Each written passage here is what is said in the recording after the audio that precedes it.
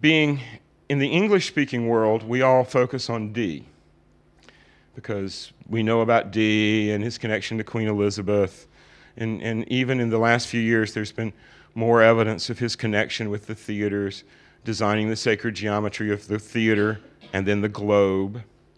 So we're much more familiar with Dee, but on the continent, among continental alchemists, Kelly's the hero. And Kelly's works were the basis of what would become the Rosicrucian idea of alchemy, and right on through Fulcanelli, a famous French alchemist, it's Kelly's ideas that everybody goes, oh, that's wonderful, okay? So in the English-speaking world, Kelly is this crazy guy who had his ears cut off and may or may not have been a con man. And in the rest of Europe, he's the one true alchemical genius of the Renaissance. Interesting how that happens, isn't it? But he didn't tell Rudolph II the secret. He told a few other people the secret, Oswald Kroll, Michael Meyer, Michael Sendigovius, and they were able, from Kelly's work, to continue doing documented transmutations. So what was the secret? What was the secret that Fast Eddie Kelly was willing to die for? Well, I'm going to tell you. Most of the meteorites that hit Earth, 90%, are iron-nickel based. But there's about 10% of these meteorites that are silica-based. In other words, they're glass. And the silica-based meteorites have inclusions of heavier metal, so that the heat and pressure of entering the atmosphere infuse the silica with fused or fusion-based heavy metals, iridium, rhodium, platinum, palladium, the PMG group of metals. Now, the more platinum and palladium and iridium you have in a meteorite, the more the color of the glass becomes dark red-purple. So, starting all the way back at Egypt, if we just simply look for meteoric glass, then suddenly the whole secret of alchemy becomes very clear. We find in the Old Kingdom, the original early dynasties of Egypt, that there was an enormous amount of gold that seems to have no source.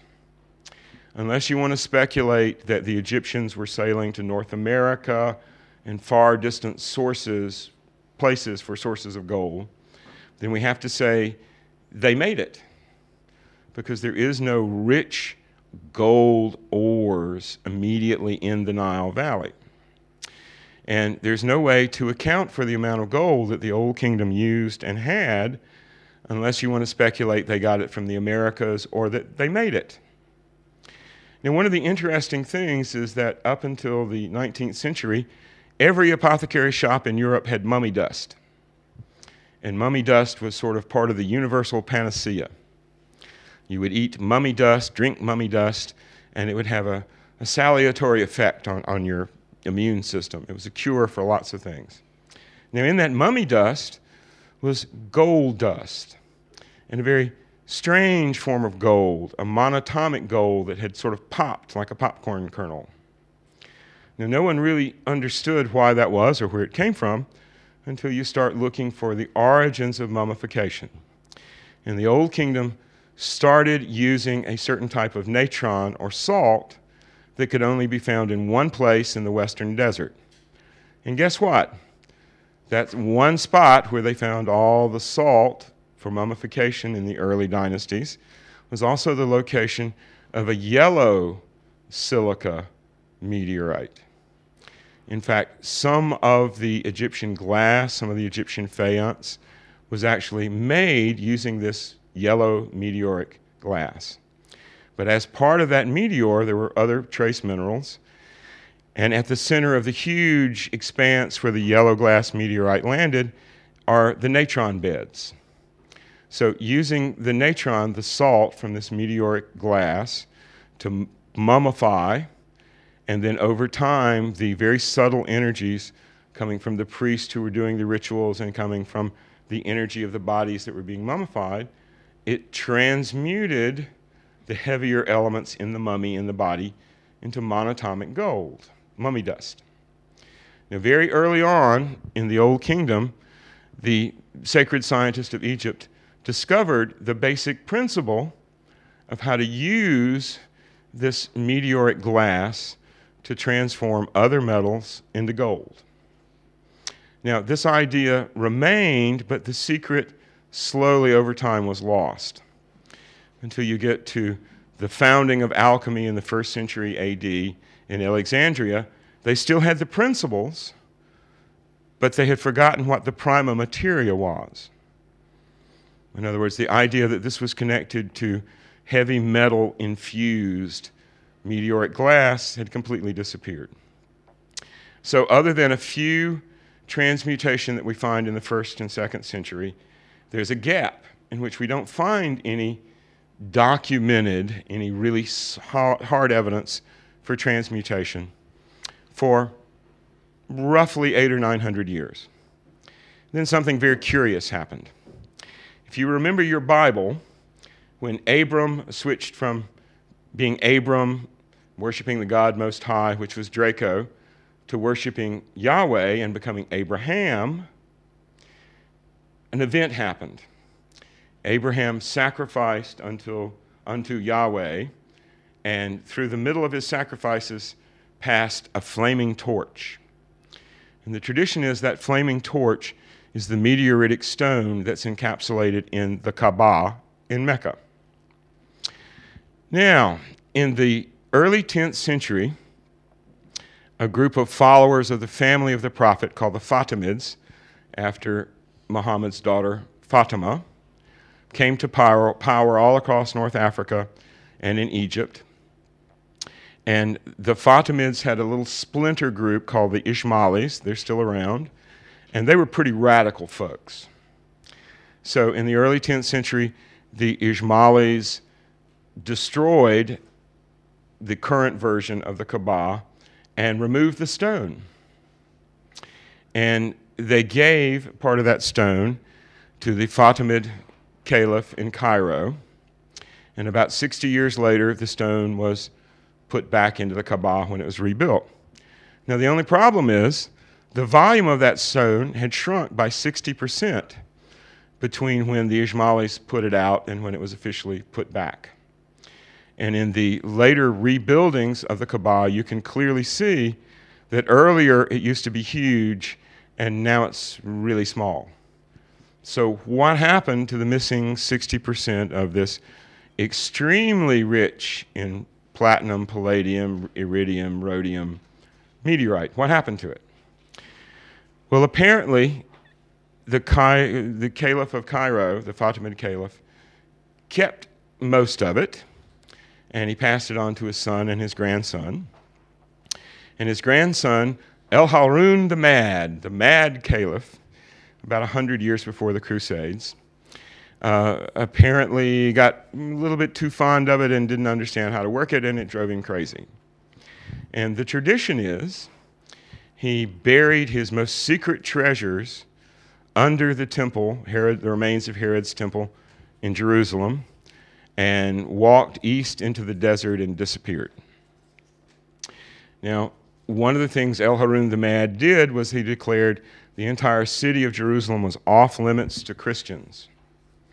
Then a few years after his time, the Turks swept out of Central Asia, conquered the whole region, drove the Fatimids back, and they also continued the idea that Christians could visit the city, but they couldn't visit the holy places. And slowly over time, this became the cause of the Crusades. So the first crusade, wading through blood up to the horse's fetlocks, conquered Jerusalem. And the first thing the new king of Jerusalem did was install a group of very strange knights in the ruins of Herod's temple, supposedly to protect travelers, although there were only a dozen of them, so how could they possibly protect travelers? And what they really seemed to have been doing was carrying on archaeological excavations under the temple. 20 years down the line, they made a discovery. And they took that discovery back to Europe, and they collected the greatest Kabbalistic scholars of that age to analyze the find. And within 30 years, we're off and running again with authentic, validated, seen in front of everybody transmutations. So the source of these new transmutations would seem to be the information and the material found under the temple. And as we begin to track this, we begin to see that they had the prima materia, and there may even be a little bit of it left, buried under Notre Dame Cathedral. That's another story. But they didn't know how to make it. They didn't know how to get any more. They knew how to use the meteoric glass they had to produce the powder of projection and the philosopher's stone, and therefore turn lower metals into gold, but they didn't know how to make it. They didn't know how to make the powder of projection. So over time, it was lost. Now, the Templars really screwed up around the year 1300. They performed a transmutation in front of the King of France and the Pope. And they gave the crucible to the Pope's assayer, his treasurer. And the Pope's treasurer validated it as, this is 100% genuine. This gold is purer than anything we could make. This is purer gold than anything we've ever seen. Now that sort of preyed on the mind of the King of France as he sunk deeper and deeper into poverty and owed more and more money to the Templars. How come these guys that are working for their own agenda have all this power, all this gold, and I don't? How come I have to borrow it from them? So eventually, the Pope and the King of France came up with the idea that we'll just declare the Templars illegal and we'll take the secret from them. Well, like Fast Eddie Kelly, the Templars said, and the Pope and the King of France didn't get the secret.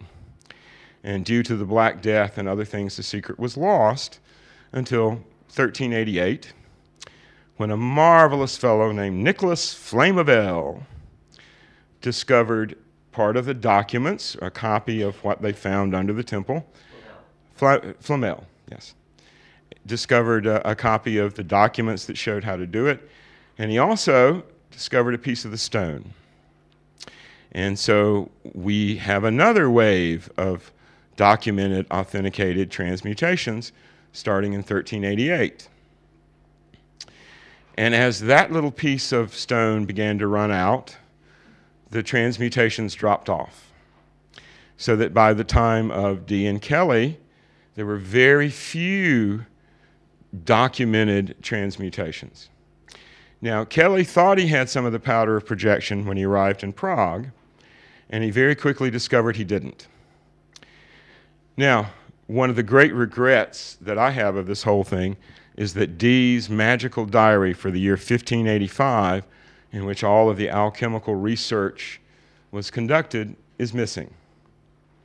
Whether Dee didn't keep it, he kept it in another place and it's therefore lost, or whether some lucky person may turn it up among the debris in the British Library, we don't know.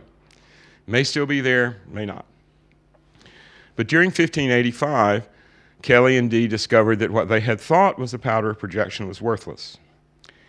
But they stumbled onto the fact that Prague itself was a large macrocosmic version of an alchemist crucible, and that as Michael Meyer showed in one of his drawings, that the prima materia in Prague is in the water, in the trees, in the air, in the river, in the road. It's everywhere.